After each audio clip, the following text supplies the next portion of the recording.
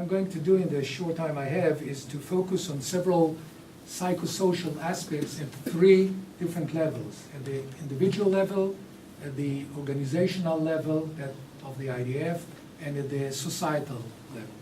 Let's start with the individual level. Yom Kippur War was the first war that Israelis confronted massive numbers of combat reactions, what we call psychiatric casualties. 23% of all the non-fatal casualties, or the wounded soldiers, were psychiatric casualties. Furthermore, perhaps for the first time in the history of the IDF, with the possible exception of the cases in the War of Independence, the notion of psychological resilience, a word that was mentioned by Zev and others, but at the individual level, the mental resilience, the psychological resilience, as well as the unit resilience, was perceived as so critical by many field commanders. One of the outcomes of this series of traumatic phenomena was the establishment of institutional awareness within the IDF to psychological services and to mental health procedures and personnel. Among other things, something that I was instrumental in, was the augmentation or reinforcement of what we call the field psychologists network, Psychologei Sadeh. Another development, almost an obscured one, was the growing legitimacy given to emotional expressions by soldiers. Something in the traditional tough, macho, unbreakable image of the Israeli soldier has changed and transformed after 1973. Let me move to the second level, the organizational level.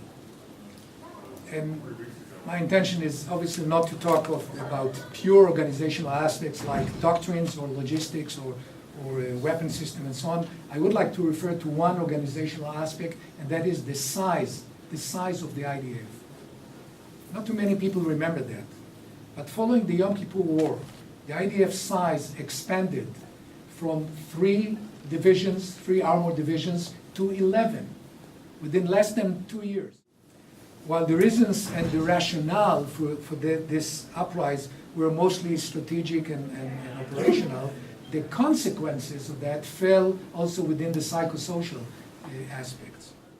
With the tremendous expansion of the IDF size, something of its intimacy, of the primal relationship that so characterized the Israeli military got lost. The Yom Kippur War generated, and Zevik mentioned that in his presentation, it generated a major shift in the relationships between the military and the society.